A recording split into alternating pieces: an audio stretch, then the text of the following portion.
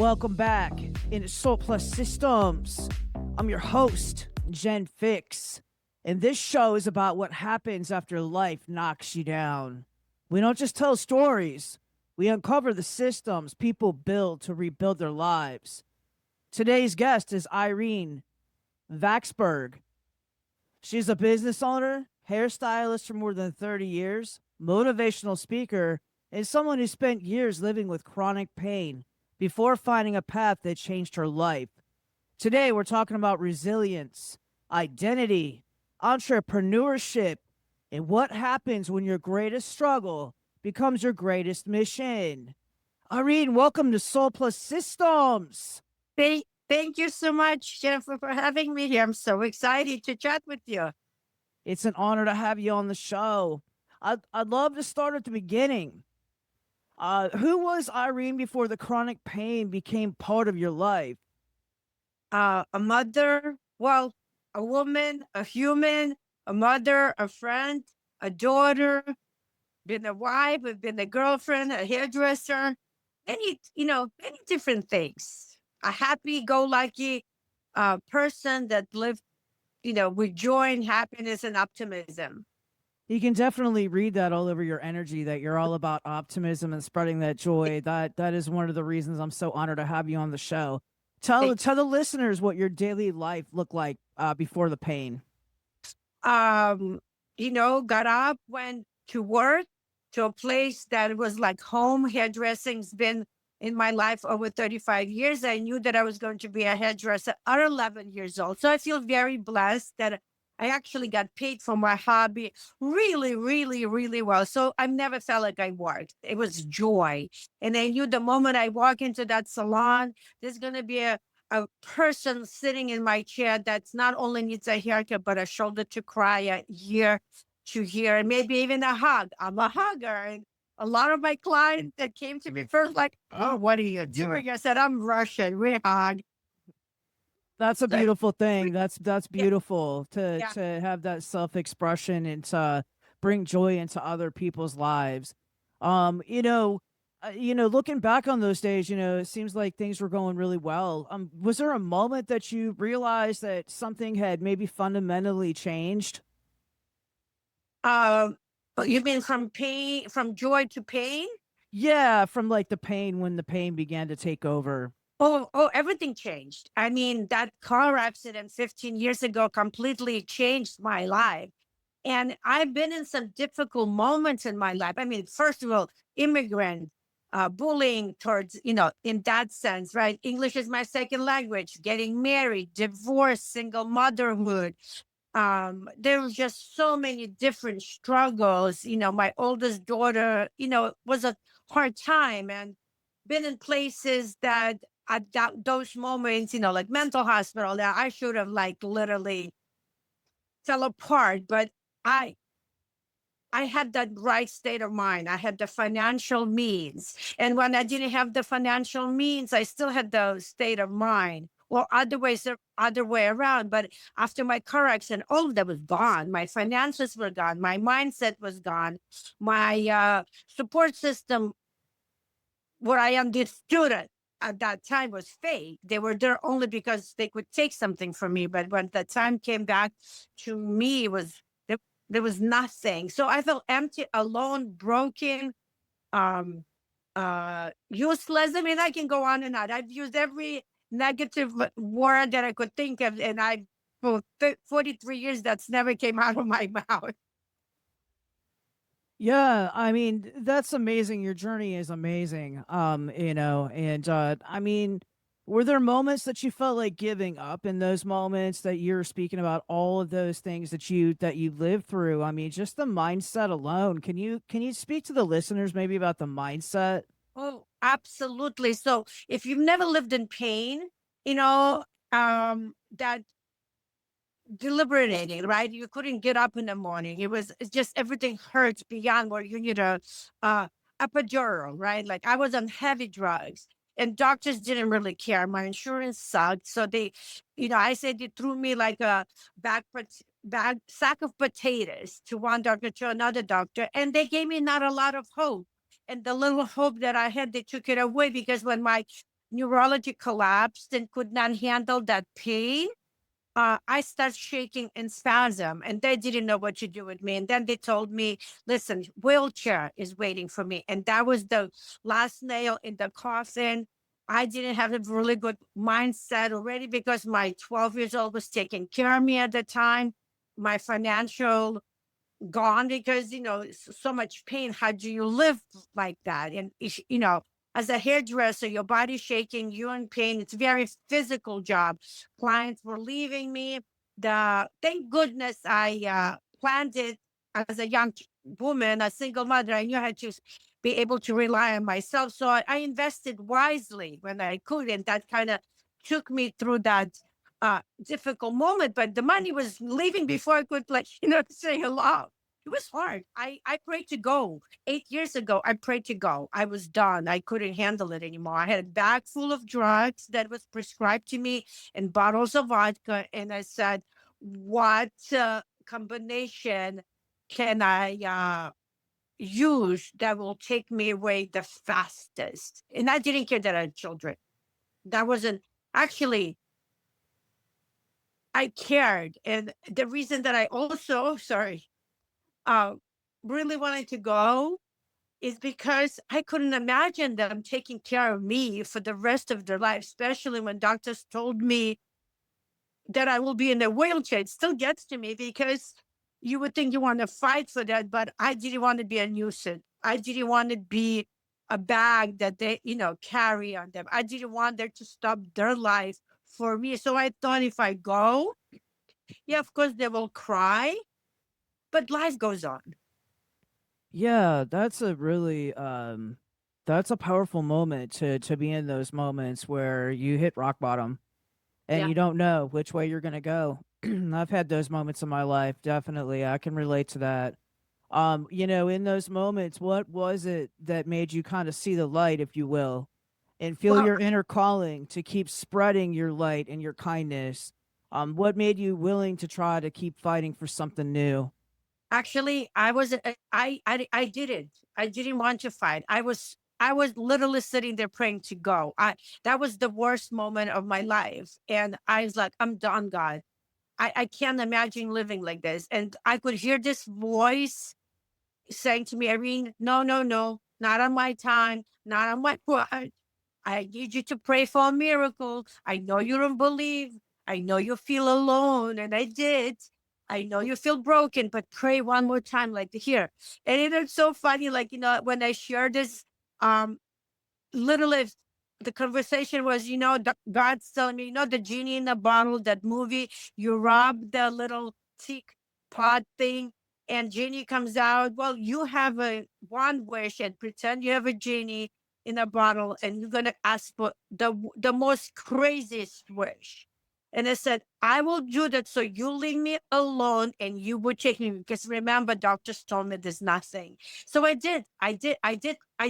Said, I surrendered to that prayer and I said, whatever you decide, God, is up to you now, but I want drug free. I was very specific. And I think what changed because I prayed for that 6 years is that I said, if you send it to me, I will share it with others. Not that just the product that you gave me, but that I gave up on you, but you still did not give up on me. I stopped believing in power of prayer, but you still answered. So on a live one time and on another podcast many years ago, I was sharing the same thing. He said, I mean, you did not give up, you surrendered. And that put me in a busy because to Russian women to say surrendering, it's English is a second language and it means a little bit different things in English than in for a Russian person. And I was like, I don't surrender. This is like, it's not in a bad way.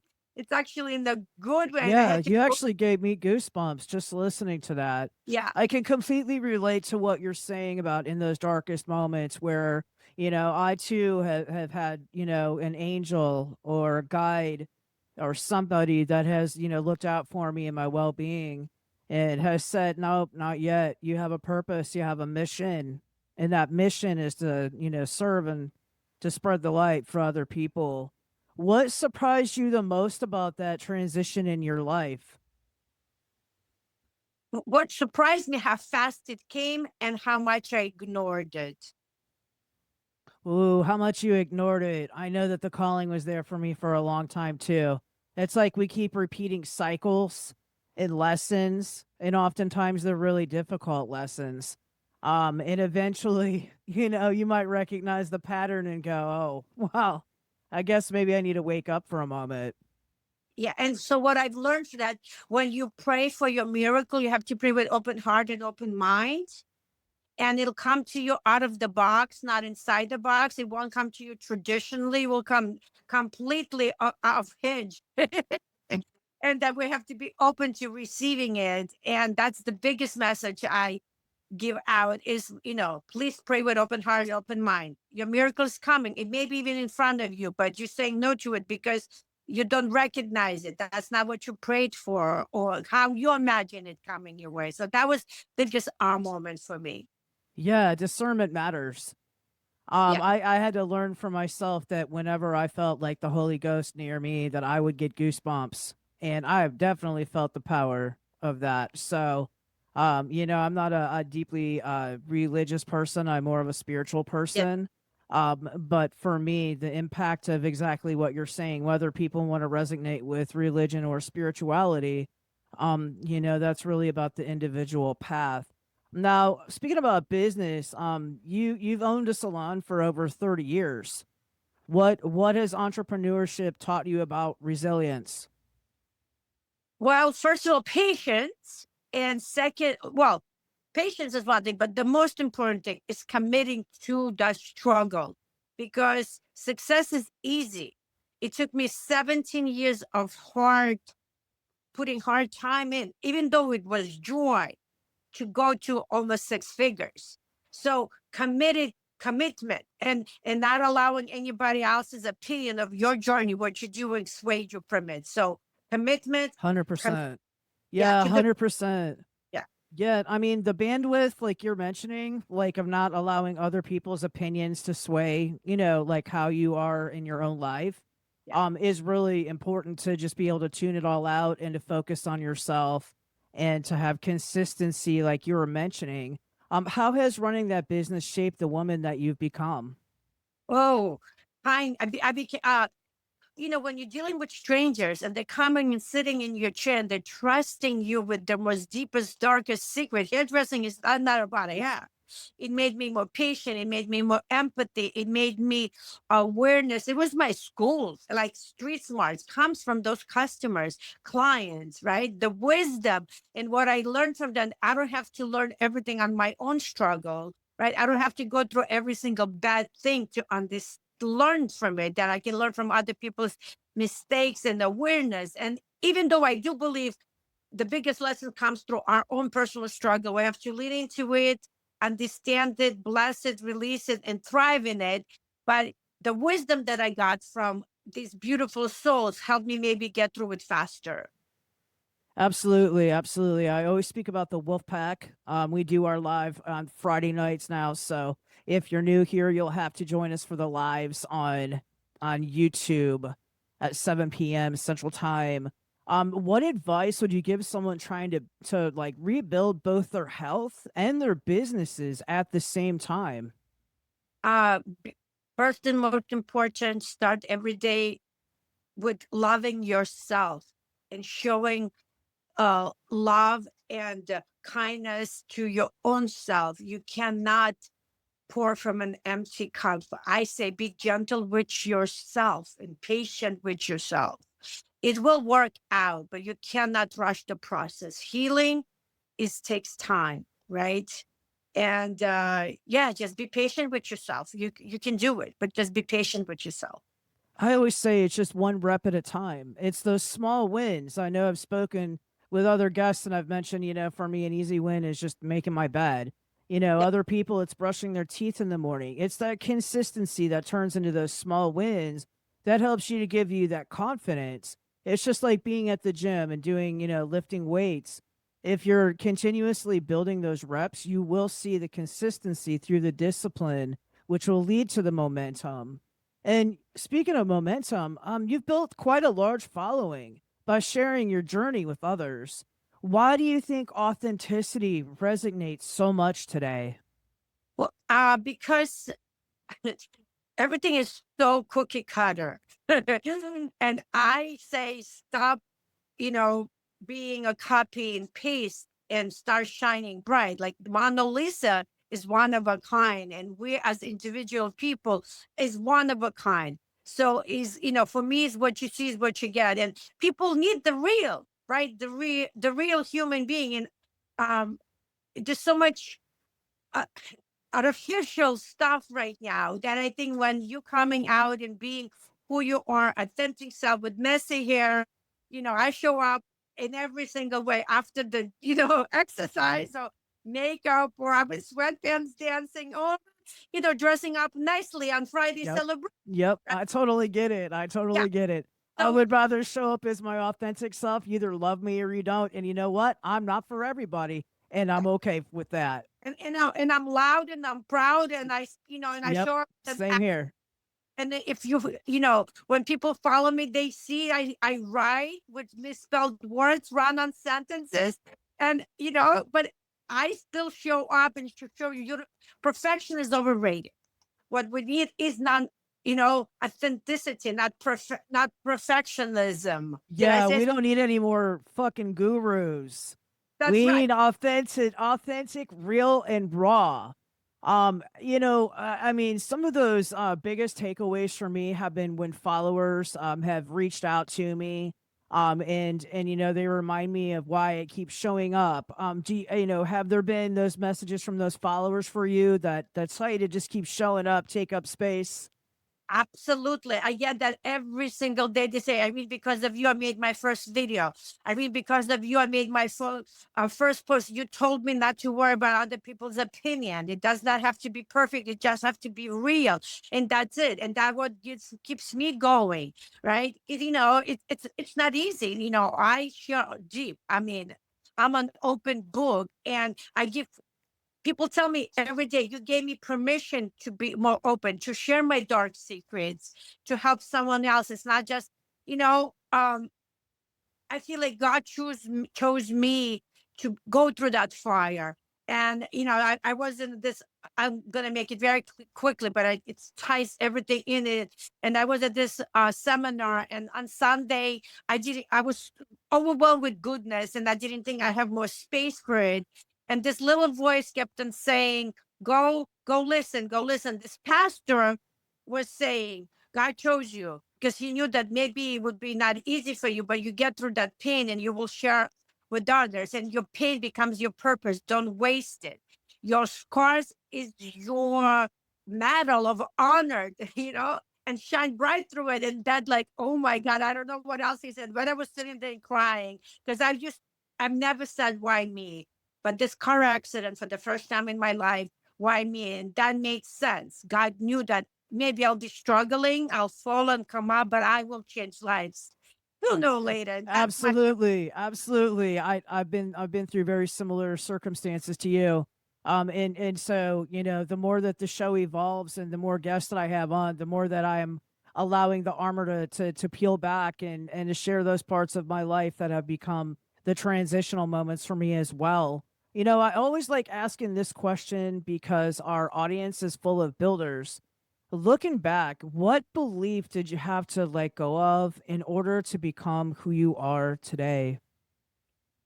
not that there was a belief to let go. I Even though with all the bullying, when people made fun of me, told me I won't be successful because I speak funny, nobody wants to sit in a hairdressing chair that maybe doesn't understand full English. I just it's a it's a hard question to answer again, as they're older. It's the feeling that I had. I don't care what you think of me. I am 100%. I'm going to be successful. I'm going to make my dream a reality. With it's you don't pay my bills, and I didn't even understand what that means. But in my like this little voice kept on saying, Irene, it's nothing about them. A tunnel vision. I didn't understand what that meant either, but I was in my own little Yeah, tunnel. I can relate. I got tunnel vision Like, these days.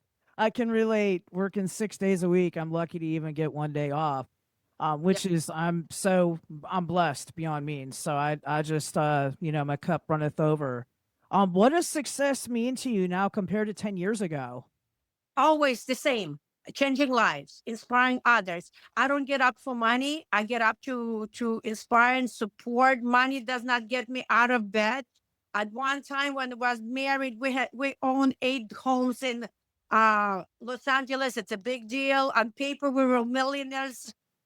But the heart was empty per se, not for me, but overall, right? Like, so that materialistic thing is not. Listen, we all need money. Nothing wrong making money. The more money we, Yeah, money doesn't solve all the problems. I that's right. know many millionaires that are miserable people.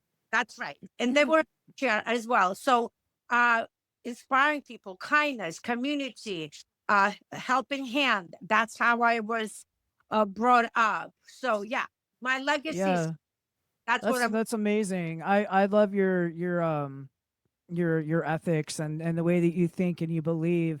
Um, so let's have a little bit of fun with the audience. This is a first time for Soul Plus Systems, but we're gonna do a little bit of rapid fire questioning for you, so people can get to know you more, just in general. So coffee or tea? Uh, Most of the time, tea. Any particular kind? I love it all. The fruitier, the better. Okay, okay. Are you a morning person or a night owl? You know something? It's so funny that you say that. Well, younger was a night owl. Um, got a little older was the morning person, but when you have children, you're everywhere. Is there one book that everyone should read? Yes, the Celestine prophecy. By who? I can't remember. I Okay. We'll find the link and we'll put it in Yeah, the and description link before in it's the actually description 2 books. links. And the other book that changed my life is Many Lives, Many Masters by Dr. Brian Weiss. All right. And one lesson you tell your younger self. Lesson? One lesson that you would tell your younger self. Uh, Patience is the virtue. You're gonna rock. Keep going. Awesome. What's one word that you want people to remember after your episode airs? I am unstoppable, and so are you. I love it. Unstoppable. Irene, if people want to learn more about you, connect with your work, or follow your journey, where can they find you at? I'm on almost every single platform you can think of. Facebook, Instagram, Upscroll, TikTok, Lemonade, YouTube. All right, I'll go ahead and get your Like, links in the description for you as well.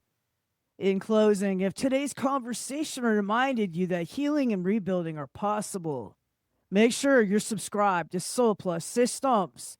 If you're building something bigger than yourself, check out the vault at neonincome.ai for exclusive builder lessons, tools, and resources designed to help you turn attention into systems. Until next time, keep building.